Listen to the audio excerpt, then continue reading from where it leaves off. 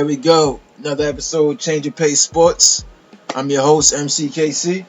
On this very special episode of Change of Pace Sports, we're going to be going over 5 big trades to solve struggling 2020 postseason teams. So basically what we're going to do here is we have 5 teams that were in the postseason last year that right now are just kind of looking outside the playoffs or right on the fringe of making the playoffs. And we're going to explain why they're struggling and then what trade they're going to make to get them right back where they need to be and get them right for the playoffs of 2022. All right. So to start our list off, number 5, we have the Atlanta Hawks. Now the Atlanta Hawks are right now, they're 16-20, but last year they were 41-31. Right now they're 8th in points scored. They're 24th in opponents' points. Their pace, they're 20th. They're ranked 27th in defensive rating, 2nd in offensive rating. So they're still an elite offensive team. They have struggled significantly on the defensive end of the ball. Now, what the Hawks actually need, I feel, to take the next step, I believe the Atlanta Hawks need a second star. They need somebody to match up with Trae Young. Trae Young is definitely a franchise player, one of the best young point guards in the league. But he needs a second elite scorer on the opposite side of him. Somebody else that could demand double team. Somebody else that is an all-star in their own right or a budding all-star in their own right. And an offensive playmaker, so when Trae Young is not having it, you can see 30 to 40 points out of that player. So I looked around the NBA to find what would be the perfect trade for the Atlanta Hawks. And I went ahead and found it. So our 5th trade and our number 5 trade, we have for the Atlanta Hawks, the player is Brandon Ingram. Brandon Ingram is a small forward with the New Orleans Pelicans. He's a young star, was a 3rd pick in the draft, a high draft player. Now, why we picked Brandon Ingram is one of the best young scorers in the league right now. He's the perfect player to fit on the long side of Trae Young. He's long. Brandon Ingram is 6'8". He can play the shooting guard or the small forward position. He plays solid defense, and he's becoming an elite scorer from that position. He was the 2nd overall pick of the 2016 draft. He was a 2020 All-Star last year. He was a 2020 Most Improved Player. He was a former McDonald's All-American, 5-star recruit. So he would be the perfect fit for the Atlanta Hawks. And now this is the trade that would get that to make that happen. In the trade that I've put together, the New Orleans Pelicans would send the Atlanta Hawks, Brandon Ingram, and then they would receive power forward Oguankwa. I might be saying his name wrong, but he was a high draft pick last year for the Atlanta Hawks. And he's been playing well this year. He was a very touted player coming out of college. Let me see if I can get his name better. I'm going to give it one more try. Oyika Oguankwa. Now again, power forward, center, 6'8", played at Chino Hills in high school with Lonzo Ball. Was a California Mr. Basketball 2 times, 2018, 2019. He was a 6th overall pick in the 2020 draft, which was last year. Had a decent rookie season, but has a very promising future in the NBA. Now I feel like he will be the prime player to go along in this trade. Along with him, I would actually have DeAndre Hunter, who would actually perfectly fill what Ingram is for the New Orleans Pelicans. He would be a wing player that has a great two-way potential. He was also a very high draft pick. DeAndre Hunter was the 4th overall pick in the 2019 draft for the Atlanta Hawks. Very good young player. And lastly, I would add to this trade would be a shooting guard, Bojan Bogdanovic, who's been a career scorer. He's been in the league for quite a few years, a pretty good player. He would be able to add on their bench and add a veteran presence. And lastly to this trade would be a 2022 first-round pick, and that's Viva the OKC Thunder. The reason this trade will work out, Brandon Ingram is a budding star, so it would take at least 3 pieces and probably a draft pick to get him. But once the Atlanta Hawks get him, I feel like this would be a huge trade. This would be a major trade deadline trade that would allow the Hawks to become one of the best 4 teams in the Eastern Conference, in my point of view. So that was number 5. Jumping in to number 4, we have the Portland Trailblazers. Now, the Portland Trailblazers have been in the playoffs every year for the last 5 or 6 years. They're led by franchise player Dame Dollar Lillard. But this year they've gotten off to a rough start under first-year head coach Chauncey Billups. Now Chauncey Billups is a former star in the NBA, former NBA champion, his former third overall pick in his draft class. The Portland Trailblazers last year had a record of 42-30. They finished sixth in the Western Conference, and they lost in the first round to the Denver Nuggets. But this year so far, they've started off with a 14-22 record, which is good for 12th in the Western Conference. They've definitely struggled to begin the year. They are 13th in scoring, 27th in points against, 10th in offensive rating, 30th dead last in the NBA in defensive rating. So they've struggled to defend this year, but they've been a solid offense. So what I feel like the Portland Trailblazers need to get themselves back on point. So I think the biggest problem that Portland has so far this year is I believe they're too small. I think that they score very well because they have a lot of good scoring players like Powell, CJ McCullough, Damian Lillard. These guys score a lot of points, but they're all under 6'4". And they all play significant minutes on the court together. And that's showing now on the defensive end of the basketball. This is the first year that they've all been on the court together. Norman Powell is 6'3", Damian Lillard is 6'2", CJ McCullough is 6'3". Now, for that to be your three players in the modern NBA, where you have certain players, certain teams like the Warriors that are very long, the Los Angeles Lakers that have LeBron James, Anthony Davis, Dwight Howard in their front line, teams like the Denver Nuggets that they lost to in that first round that have a front line of Nikola Jokic at 7 foot. You have the two forwards at 6'8" and 6'9", Will Barton at 6'8". They're a lot longer and a lot bigger. And it's not that these aren't good players. They're very good offensive players in CJ McCullough and Norman Powell and Damian Lillard and Anthony Simons. But they're all under 6'4".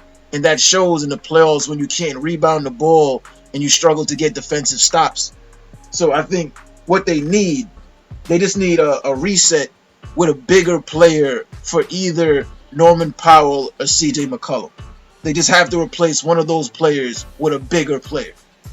Same kind of offensive player, but just maybe a player that offers more size on the defensive end and that can allow for better switches and better defensive opportunities. So I went ahead and I looked across the league to see what player that could possibly be, or what combination of a trade can make sense. So for our fourth big trade for postseason struggling teams, the Portland Trailblazers are trading for Sacramento Kings shooting guard Buddy Hield. Now, Buddy Hield is one of the better shooters in the league. He's been a 20-point per game scorer, so he can definitely replace either CJ McCullough or Norman Powell's scoring prowess. And he offers a bigger size. He's 6'5", 6'6". He wants to start and he wants to play in big games. And to get him away from the Kings and back into Oregon and back in the Midwest where he played college ball at Oklahoma City would be good for Buddy Hield. Now, the trade that I put together here, Sacramento would send Buddy Hield and Marvin Bagley to the Portland Trailblazers. And the Sacramento Kings will receive in return shooting guard CJ McCollum and power forward Greg Brown. Now, for Portland, this would be a great trade because Buddy Hield would be able to replace the points. And a young player like Marvin Bagley would offer the athleticism on the defensive end. He's about 6'9", 6'10", with an over 7 foot wingspan. He's a great rebounder and a former lottery pick, former top of his class player that hasn't really been able to find his niche in Sacramento. I feel like playing under a coach like Chauncey Billups alongside a player like Damian Lillard would allow Marvin Bagley to possibly blossom with Portland, and it will allow Portland to get a little bit of a reset and be able to push back to making back into the playoffs in 2022. So that's the trade I have for the Portland Trailblazers. Now moving into number three. Number three, I have the hometown team for me. That would be the New York Knicks. Now the New York Knicks surprised a lot of people last year when they was able to take the fourth seat and make it to the playoffs after many years of not making the playoffs. Coach of the year was Tom Thibodeau. He was able to show that he is one of the best coaches in the league. He was able to improve the Knicks defense right away. and make them a top 10 elite defense in his first year with the Knicks. Now, last year the Knicks was 41-31. They had the third best defensive rating in the league. They were the number one team against points, defensive opponents scored. But they were 26 in points per game, and they were 23rd in offensive rating. Moving to this year for the Knicks are 17-20, which is good for 11th in the East. They are 27th in points per game. They're 7th in opponents' points per game, but they've dropped to 18th in defensive ranking, and they're 22nd in offensive ranking. So they're offensively still in the same ballpark, but defensively they've taken a step back. Now, in the offseason, they added offensive players, and Evan Fournier and Kemba Walker, and they replaced defensive players in Reggie Bullock and Alfred Payton. That's the reason for the fact that the Knicks defensively took a step back, but offensively they've only slightly went up. Their offensive rating has only went up from 23rd to 22nd, which is not a big jump. So what do the Knicks need to get back to where they were, or to get back to a playoff level team this year? Now, what I feel the Knicks need a better player in the front court that complements Julius Randle and R.J. Barrett. And now this player also has to be an elite defensive player. So those are the two criterions I had for what the Knicks need. Now, I scoured the league to find what would be the perfect player for this particular move. And the player I found was Indiana Pacers center Miles Turner. Now, Miles Turner has actually led the league in blocks several of the last few years. He's an elite defensive player. He's one of the best shot blockers in the entire NBA. Now, to give you a little bit more background on Miles Turner,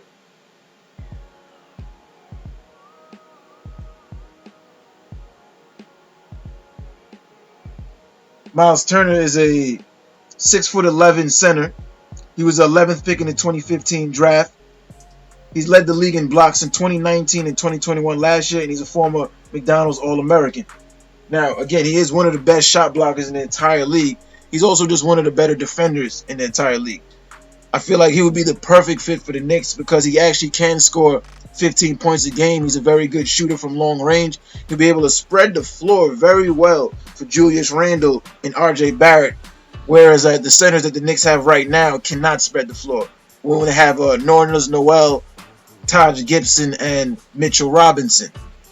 So the trade that I've put together that would make sense, the New York Knicks would send to Indiana center Mitchell Robinson and shooting guard small forward Evan Fournier, and in return the Knicks would receive center Miles Turner and small forward O'Shea Brissett.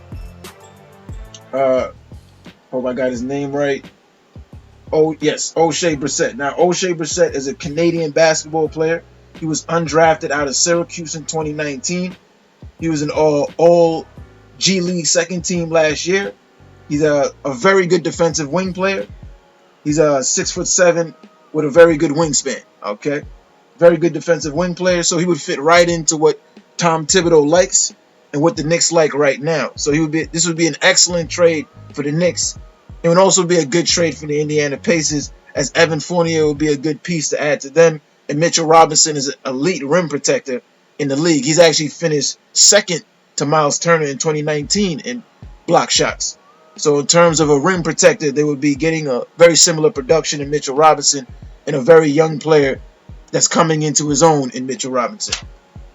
That's the third big trade I have for the 2020 postseason struggling teams. Now let's go into some more heavy hitters. Number 2. Now this is going to bring a lot of commentary. This is a team that has very high aspirations, had some big trades, big moves in the offseason. So for number 2, we have the Los Angeles Lakers. Now the LA Lakers have huge aspirations. They have championship aspirations for this season, as they made a big trade to bring in Mr. Triple-Double Russell Westbrook in the offseason, a major 3-team trade. The Lakers have struggled in the beginning so far, and last year they struggled too to end the year. Even though they were defending NBA champions last year, they finished 42-30 last year. As of right now, they're 19-19 this year. They were 7th in the West last year. They are right now 8th in the West. So for the Lakers to get to where they want to be, which is top 3 in the West, and to be NBA potential championship contenders, they need to actually be able to address why they haven't been able to find their groove this year. And one of the biggest reasons they haven't found their groove is actually injuries. LeBron James has missed a lot of time this year. He's their actual best player. Their most talented player, Anthony Davis, has missed a lot of time this year. And then the player they brought in to fit in with them hasn't been able to actually play with them to fit in, and that is all-star Russell Westbrook. So what exactly do the Lakers need right now to fix all these issues? So the Lakers need a point of attack defender with length, as the Lakers are actually 12th in defensive rating, but they're 26th in opponent points per game. So what was a hallmark of their championship year was defense. Their defense has extremely struggled this year. So with players like Anthony Davis, LeBron James, and Russell Westbrook on the court, you need a player that's able to now guard multiple wing positions, can guard point guards, can be a point of attack defender. That same player has to be able to play on the court and blend offensively with ball dominant players like Russell Westbrook and LeBron James, and a player offensively that's going to get a lot of touches and a lot of looks as in Anthony Davis. And lastly, the player has to have significant postseason experience, that knows how to play in the big games, has experience playing in the big games, in meaningful games. So again, I scoured the entire NBA to find who this player could be, who would be the perfect fit for the Los Angeles Lakers in an excellent trade, and we went ahead and found that player. That player is Memphis Grizzlies forward Kyle Anderson. Now, Kyle Anderson is also known as Mr. Slow-Mo. It's one of his nicknames. He moves at his own pace. He moves at a very slow pace, but he's actually known as an elite defender. He played with the San Antonio Spurs for years. He came out of the 2014 draft. He's 6'9" with a 7-foot wingspan. He's from New York City. Plays high school ball at the famous St. Anthony's in New Jersey City. But again, was drafted by the Spurs. Played with the Spurs his first 4 years. And he's been nicknamed Mr. Slow-Mo. Now, he's also considered something of a point forward. Excellent passer. So he would work very well as an off-ball player that can just swing the ball and be an excellent offensive glue piece for the Los Angeles Lakers. But the big advantage, he's an excellent defensive player. He's known for his defensive IQ. He's an excellent team defensive player, but he's a great on-ball defender. He spent many years actually guarding LeBron James. We've seen him actually guard many players like Steph Curry for the Memphis Grizzlies. So he would be the perfect player for what the Lakers need right now, and what would actually get the Lakers to the next step to becoming a championship contender this season. So now, what would that trade look like?